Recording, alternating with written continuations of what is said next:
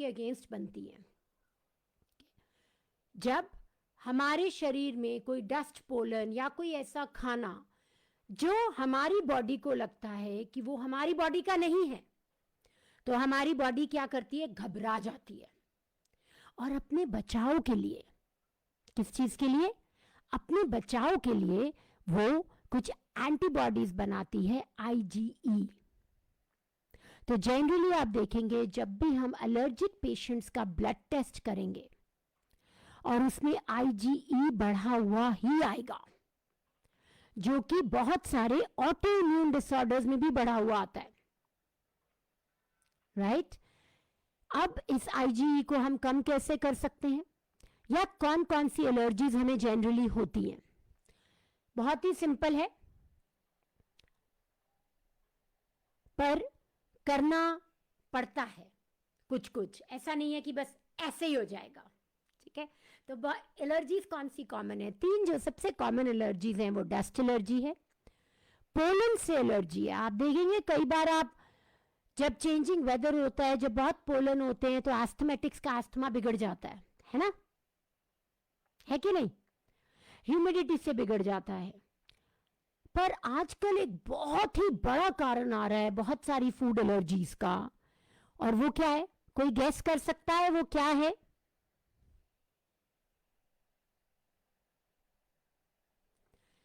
Food allergies.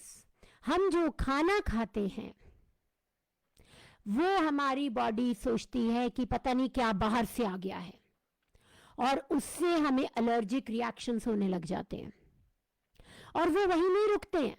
उन allergic reactions की वजह से हमें क्या क्या होता है?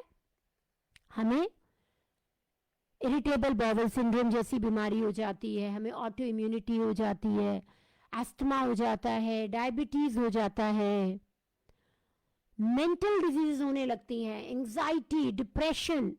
मैंने अपनी प्रैक्टिस में, मैं हर महीने एक प्रोग्राम करती हूं गट हीलिंग का, ठीक है? उसका गट हीलिंग का जो 1 महीने का प्रोग्राम है,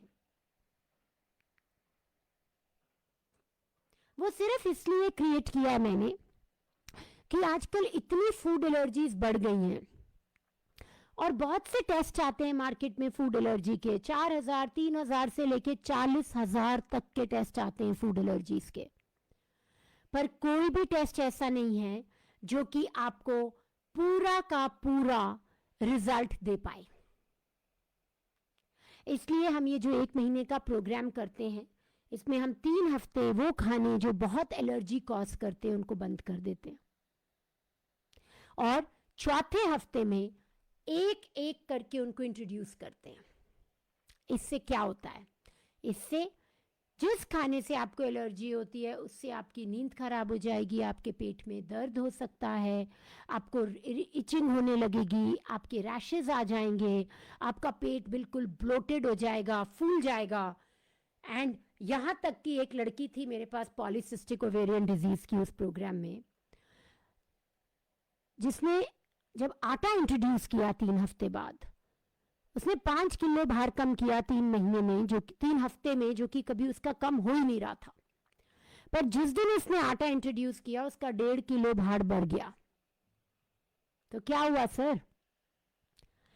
वो लड़की मुझे कहती है, डॉक्टर प्रीति, अब तो अगर मुझे किसी ने तरले कर लिए ना, पीछे भी पड़ गया कि तू आटे का कुछ खा ले, मैं तो नहीं खाऊंगी, इतना दर्द हो रहा है, 1.5 किलो भार बढ़ गया है, रात को नींद नहीं ठीक से आई है, पूरा दिन मूड खराब रहा है, डिप्रेशन फील करती रही हूं, मैं तो कभी भी ये नहीं खाऊंगी। सो ऐसा मैजिक होता है लोगों के साथ अगर उनको फूड एलर्जी होती है।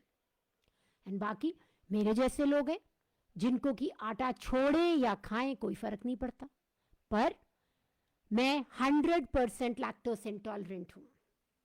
एंड अगर मैं आपको अपनी स्टोरी बताऊं तो आप हैरान हो जाएंगे। सो मैं पंजाब से हूं और दूध के बिना सुबह उठती भी नहीं थी, बचपन से सोए सोए दूध पीने की आदत थी, शादी के बाद भी वही चली। पर सडनली बीच में क्या हुआ, बहुत एसिडिटी रहने लग गई, माइग्रेन रहने लग गया।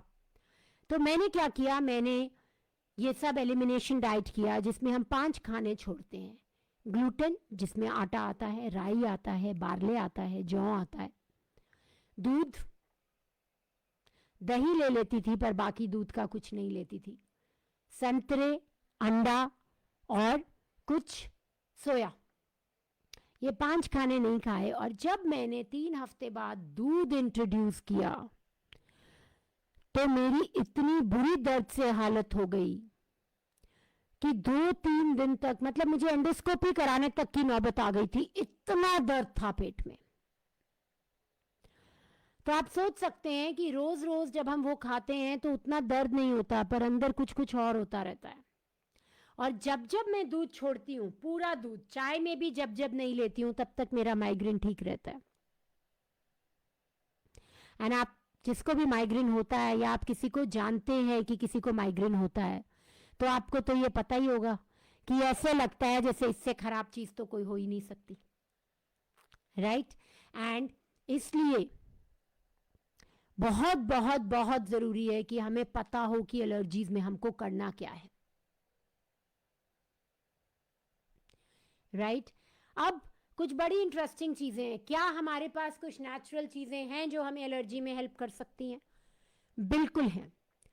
बटल बर, रोजमेरी, गार्लिक, लहसुन जो कि हम अक्सर यूज करते हैं, क्वर्सेटिन, क्वर्सेटिन होता है अनियन में, पेपर्स में, पार्सले में, ब्रोमेलिन जो कि पाइनएप्पल में होता है, एक एंजाइम होता है जो हमारा डाइजेशन बेटर करता है, ginkgo biloba, milk thistle, red cloves, stinging nettles and yarrow, ये सब चीजें हमें कहीं ना कहीं हेल्प करती हैं हमारी एलर्जी से लड़ने के लिए। अब क्या हम हर तरह का चीज खा सकते हैं? नहीं। कुछ पुराना चीज जैसे कि गौडा, परमेसन, ये हमें नहीं खाने चाहिए क्योंकि ये एलर्जी को बढ़ा देते हैं। जिनको भी एलर्जिक डिसऑर्डर्स हैं, हमारे योगा में एक नेति पॉट की क्रिया कराई जाती है। आप एक नाक से पानी डालते हैं और दूसरे से बाहर निकलता है।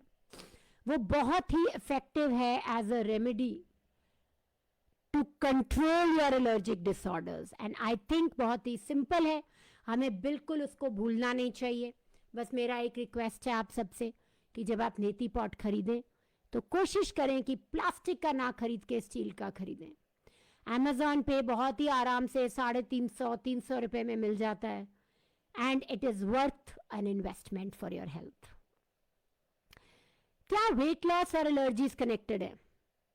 बहुत से लोग मेरे से सवाल पूछते हैं, और हाँ है। क्यों?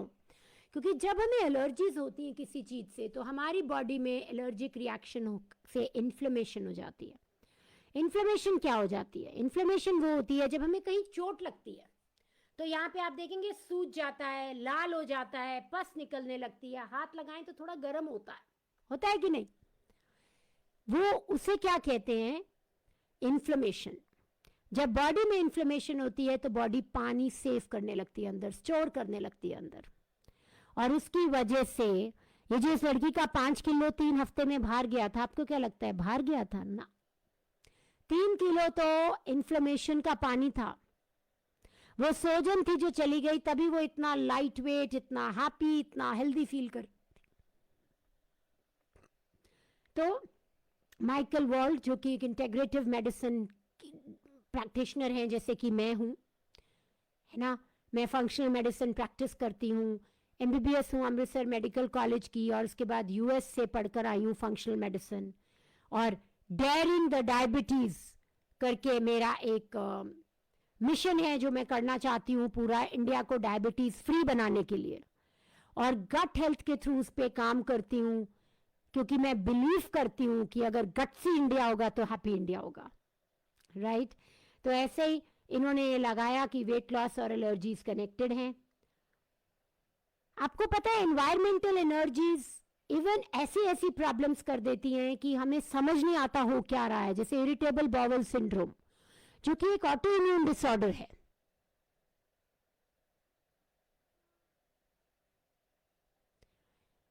राइट? पाइनएप्पल, कॉफी, ये अच्छी चीजें हैं जो कि आप एलर्जी में ले सकते हैं।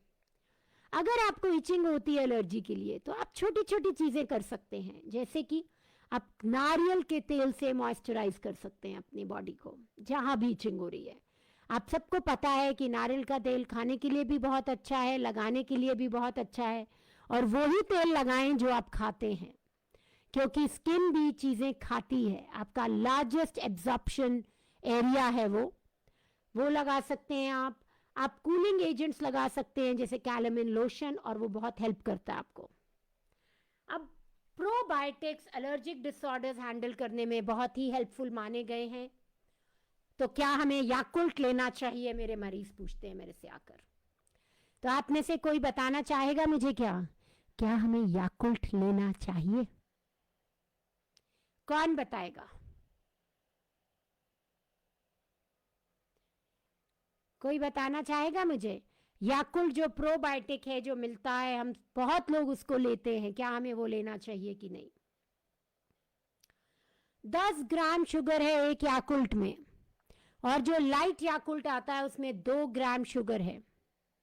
आप ही मुझे बताइए, हम जिस देश में रह रहे हैं जिसमें डायबिटीज इतना बढ़ रहा है, क्या हमें इतना शुगर लेना शोभा देता है? क्या ये राइट डिसीजन है हमारे लिए? बिल्कुल नहीं, बिल्कुल नहीं।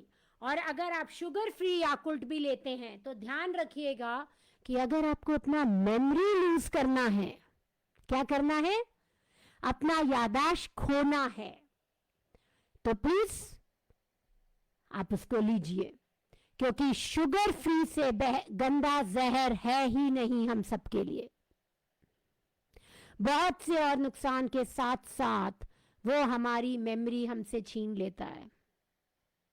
चॉइस तो सब आप ही की है, राइट?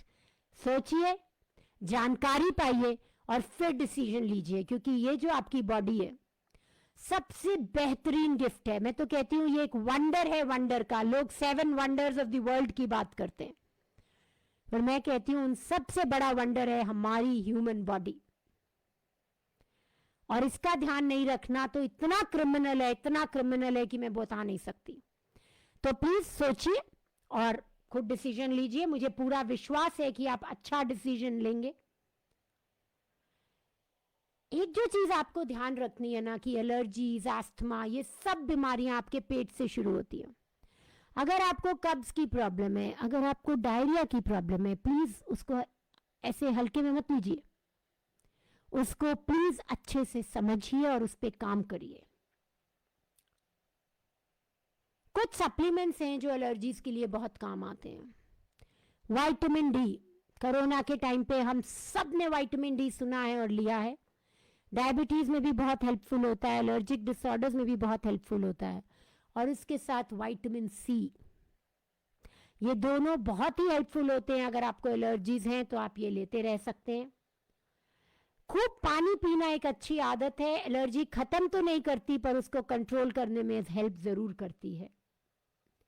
म्यूरे ग्रॉसन ने देखा है अपने स्टडीज में, और उन्होंने ये बहुत बात भी की है कि एलर्जिक डिसऑर्डर्स के पेशेंट्स को अच्छा पानी पीना चाहिए। बहुत बहुत बहुत जरूरी है अपने आप को हाइड्रेटेड रखना, राइट? इसके अलावा फूड एलर्जीज, प्लीज उसको हल्के में मत लें।